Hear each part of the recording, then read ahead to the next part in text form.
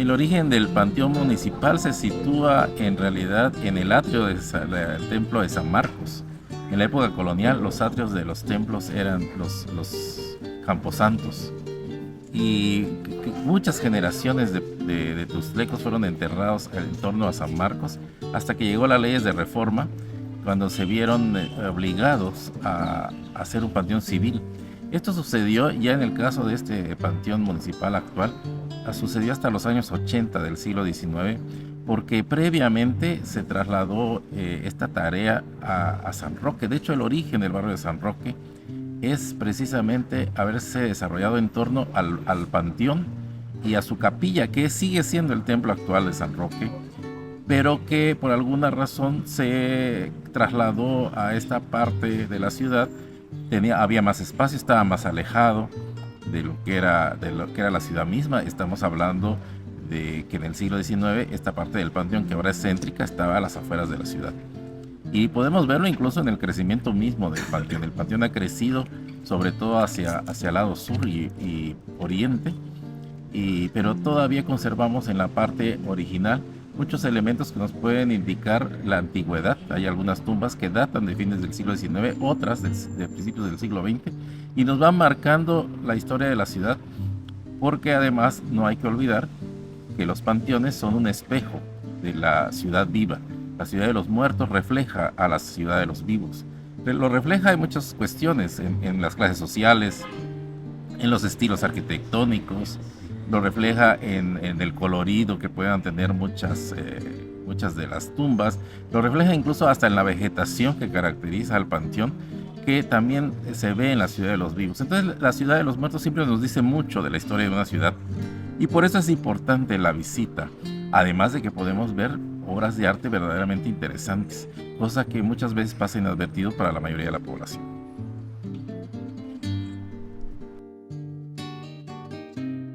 Como reflejo de la ciudad, también en el panteón podemos encontrar una variedad, la diversidad arquitectónica que caracteriza a la ciudad de los vivos. Podemos encontrar tumbas muy antiguas con estilos que corresponden al arte funerario clásico, que va más o menos de fines del siglo XIX a principios del XX, cuando aparecen muchos talleres especializados en el arte funerario con una gran calidad escultórica. Podemos encontrar un muestrario muy interesante de escultura de la época en el panteón, pero también podemos encontrar otras que se pueden reconocer estilos más recientes, más atrevidos, audaces en la arquitectura moderna de la mitad del siglo XX. Incluso uno de los grandes monumentos del panteón es la capilla, porque refleja las líneas de la arquitectura que estaba en boga en los años 50 y 60, que derivado desde las influencias de la Bauhaus y pasa al funcionalismo, que se va a todo el mundo a partir de esa influencia, y que se concreta en Tuzla en varios edificios, entre ellos el de la capilla del Panteón, que es un templo que guarda líneas muy semejantes a la arquitectura brasileña, básicamente de Oscar Niemeyer, que realizó tanto en Belo Horizonte como en Brasilia. Esto la hace especialmente valiosa en la historia de la arquitectura local, y por eso se le reconoció incluso ya como patrimonio cultural de la ciudad desde hace algunos años. Yo creo que esta idea de ver estilos arquitectónicos, escultóricos, aparte de los reflejos sociales que puede haber en el panteón, la hace que la visita a este lugar sea una visita muy entretenida y fructífera, a pesar de que muchas veces no se considera esa posibilidad, a diferencia de otras ciudades en el mundo que sí incluyen en sus recorridos básicos la visita a panteones.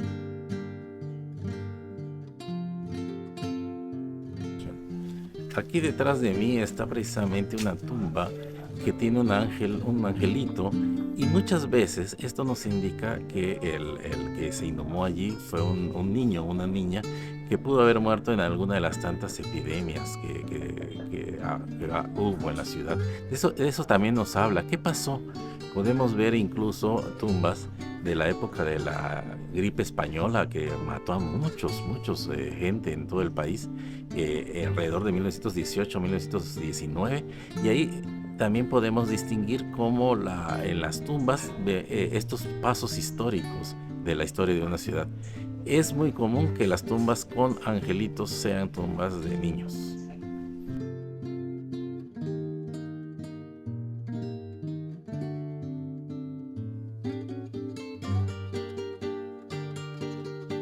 encontramos aquí una de las tumbas más significativas, tanto por su antigüedad, porque guarda los restos de un personaje que la ciudad de Tuxtla Gutiérrez consideró heroico en 1912. Se trata del capitán Julio Miramontes, que en algún momento salvó a la ciudad de una rebelión militar que pudo haber significado muchos destrozos y muertes en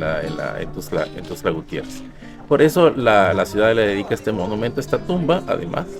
es muy característica de la época, cuando todavía no se popularizan las capillas, que después es lo que representa a las clases más acomodadas dentro de la ciudad de los muertos, sino que lo que levanta es un monumento funerario muy bien realizado, con mucha calidad artística, estética, pero que nos muestra cuáles eran las corrientes o las ideas que prevalecían en ese momento en cuanto a digamos que a los hogares de los últimos restos de las personas, y aquí estamos hablando de un personaje importante. Además de las tumbas del arte funerario en sí, parte del patrimonio que guarda el panteón son estas bancas antiguas, que alguna vez estuvieron en el área central de la ciudad y que por supuesto sirvieron para que muchas historias se escribieran los tuxtlecos de la primera mitad del siglo XX. Así que se siguen conservando acá y como ya mencioné, siguen siendo parte de su patrimonio.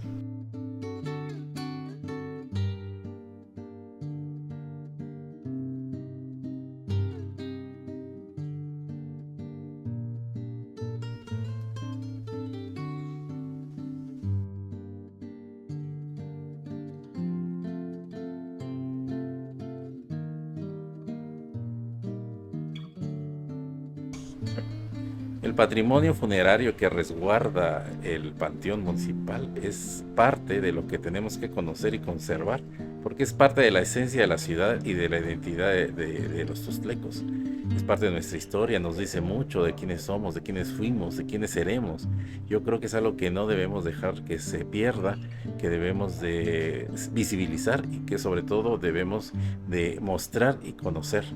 porque al final de cuentas, como sucede en otras ciudades del mundo, los panteones también son no solamente un patrimonio cultural, sino también un recurso turístico.